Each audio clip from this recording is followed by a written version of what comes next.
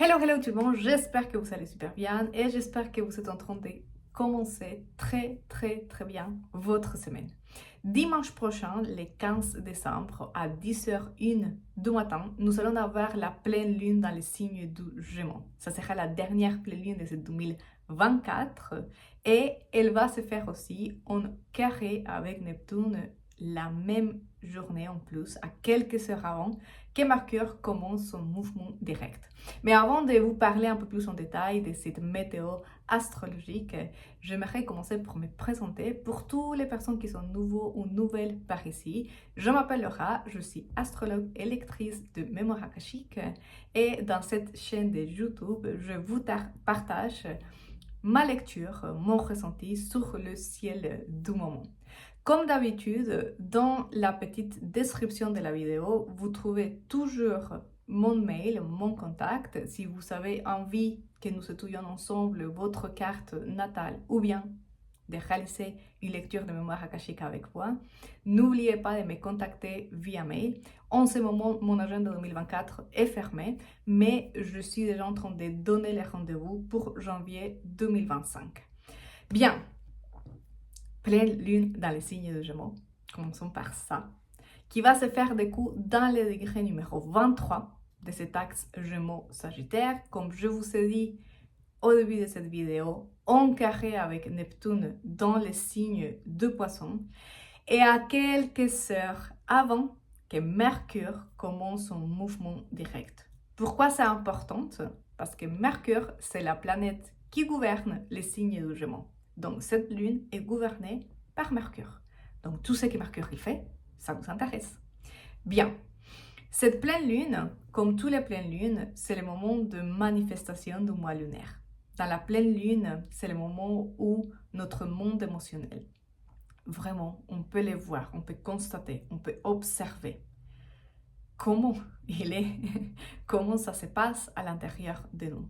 Si on observe, la lune en astrologie nous parle de monde émotionnel, nous parle de notre inconsciente, nous parle aussi de tous ces schémas, tout cet apprentissage qu'on a fait dans notre enfance, dû à nos expériences de vie, dû à la façon comme on a été élevé, éduqué, aux relations dans les foyers avec nos parents, avec nos sœurs, nos frères.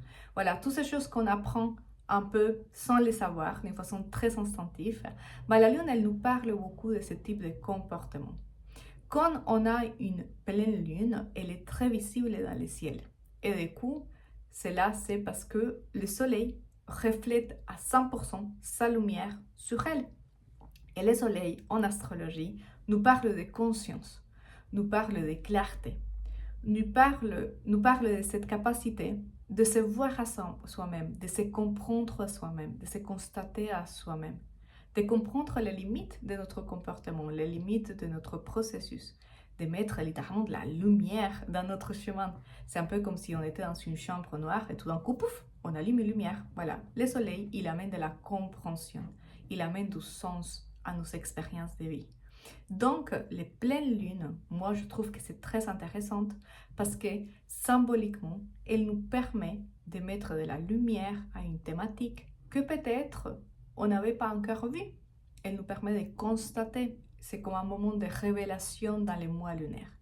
Mais ceci arrive par projection. Normalement, les moments de pleine lune, ce qui se passe autour de nous, c'est qu'on peut voir à partir de nos relations, de nos liens avec le monde extérieur, nous permet de comprendre mieux, en tous les cas, si on le souhaite, si on a envie de faire cet exercice de constatation, ce qui se passe à l'intérieur de nous, dans notre monde subtil et inconscient.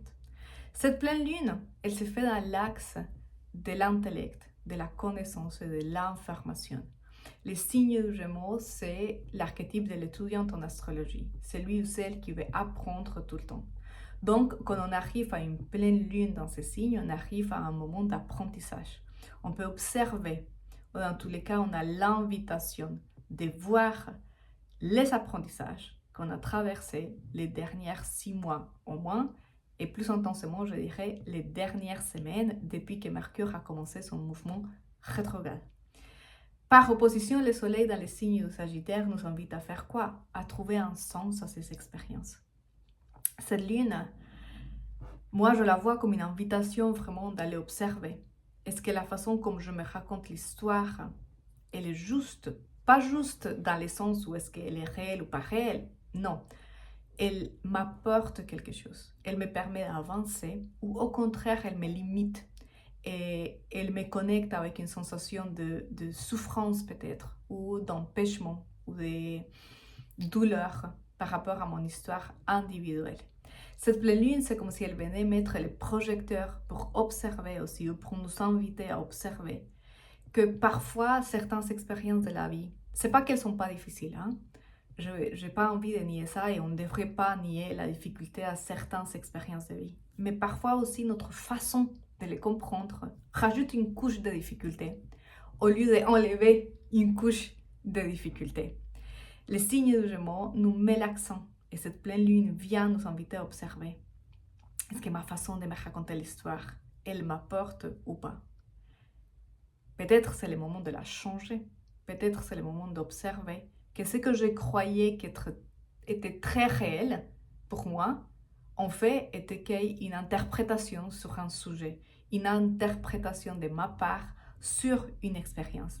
Et cette interprétation est toujours liée à mon expérience, mon vécu et mon monde subjectif, que je peux toujours venir et organiser, venir et ranger à travers d'un exercice de réflexion et d'autoconstatation. Maintenant, cette pleine lune, elle se fait en carré avec Neptune. Et attention, parce que Neptune, c'est une planète que moi personnellement j'adore, mais je suis poisson, donc vraiment zéro objectivité dans cette histoire. Elle nous connecte avec la subtilité, elle nous connecte avec la sensibilité, elle nous connecte avec la spiritualité. Mais mal joué, Neptune, c'est le magicien. C'est celui qui nous fait des petits trucs des mains pour nous déconnecter avec la réalité.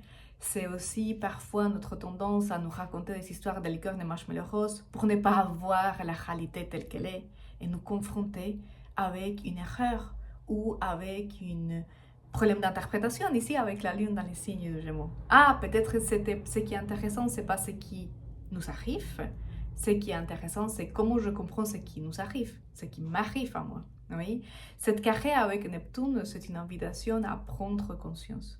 Une invitation à prendre conscience que parfois, on doit aussi se donner à la tâche de enlever la déco de l'histoire, oui?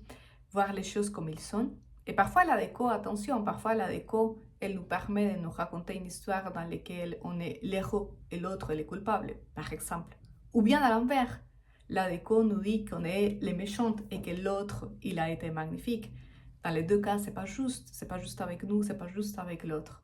Cette pleine lune, elle vient comme nous demander de faire ce tri à l'intérieur, d'observer avec un peu plus d'objectivité, avec une pensée un peu plus détachée, avec une meilleure clarté à l'intérieur de ce que nous avons vécu.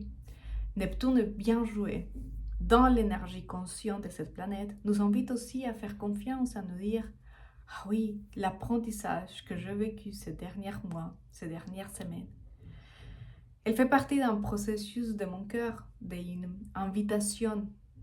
Chaque geste, chaque expérience peut être une invitation de cette Neptune à connecter avec l'amour, à connecter avec quelque chose de beaucoup plus subtil à l'intérieur de nous.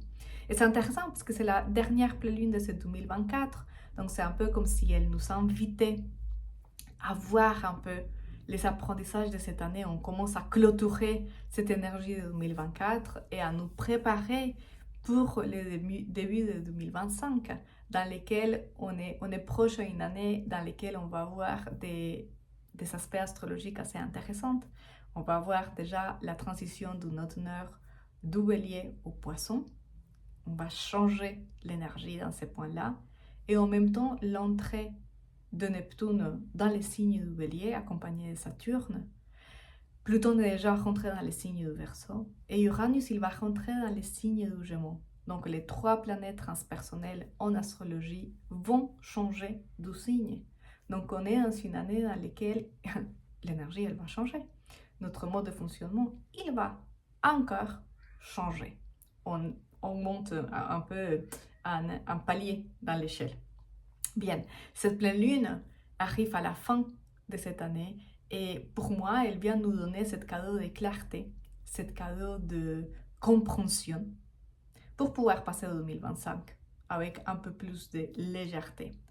En plus, Mercure, qui commence son mouvement direct, c'est aussi une invitation à oser exprimer, oser parler de ce que peut-être jusqu'ici pour nous, ça n'a pas été clair, mais ça peut être une belle opportunité pour clôturer des dossiers dans nos liens, dans nos relations, qu'on n'a pas envie en fait de porter dans ce début de 2025, qu'on aimerait bien juste laisser dans les souvenirs de 2024. Si vous voyez du coup, on est dans un ciel de cette pleine lune assez intéressante, pour moi assez légère, et c'est une belle opportunité, c'est une invitation aussi à connecter avec la légèreté, avec l'humeur, avec les blagues, avec l'innocence des enfants. C'est ça aussi les Gémeaux, c'est la notion de jeu avec la vie, c'est la notion de dire bon, ici c'est qu'un apprentissage, donc il ne faut pas non plus que je les prenne tout au sérieux, c'est ok, et de prendre les choses un peu calmement, parce que Mercure, elle commence un mouvement direct, mais Jupiter, il continue à être rétrograde dans les signes du Gémeaux. Rappelez-vous, ça c'est un transit qui est long. Si vous ne l'avez pas vu dans ma chaîne YouTube, je vous ai laissé déjà la vidéo sur Jupiter rétro, déjà quelques mois auparavant. Je vais vous la laisser par ici, tout au long, si vous voulez aller la regarder et comprendre un peu mieux de quoi il s'agit cette rétrogradation. Mais surtout, nous avons Mars rétrograde depuis la semaine dernière, depuis vendredi et la semaine dernière. Je vais laisser à la fin de cette vidéo, la vidéo sur Mars rétrograde qui est sortie la semaine dernière, parce que là, j'ai pris le temps vraiment d'expliquer et étudier tous les transits de cette Mars rétrograde que nous allons avoir pendant, en tout, 7 mois. C'est quelque chose qui est intéressant en astrologie, parce que Mars ne rétrograde pas tous les jours comme Mercure.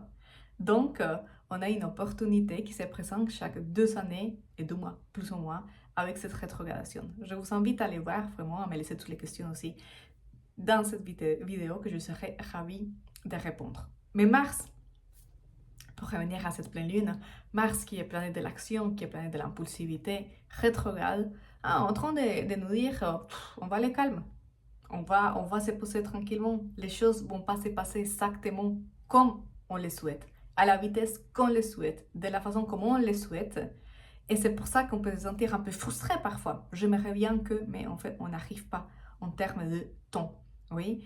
Donc c'est très intéressant parce que cette frustration que Mars, elle peut venir d'une certaine façon réveiller. C'est comme si cette pleine lune en Gémeaux nous disait, ok, et c'est intéressant aussi de faire l'exercice de quelle est l'histoire que tu te racontes à l'intérieur quand cette frustration émerge, et surtout comment tu communiques cette frustration avec les gens qui t'entourent, avec tes relations principales, comment tu communiques ton monde intérieur, émotionnel, avec les gens qui sont les plus proches à toi, et comment dans cette communication on peut aussi s'aider et aider l'autre, non? Et comment dans cette communication, on peut aussi observer, parce que c'est très intéressant comme exercice, ce qu'on croit profondément qui est notre histoire, ce qui est notre narratif interne, cette histoire que nous nous racontons sur qui on est et comment on a envie de se présenter dans le monde.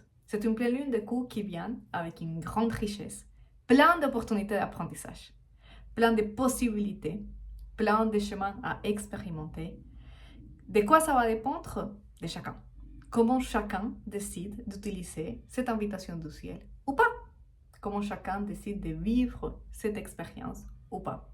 Donc, je vous invite vraiment à profiter de cette énergie. Je vous invite à vous observer votre pensée, observer votre narratif interne et observer ce qui se présente dans la vie. C'est que cette pleine lune, elle va projeter pour vous dans votre réalité, qui sera une invitation à vivre et à comprendre quelque chose qui existe aussi à l'intérieur de vous.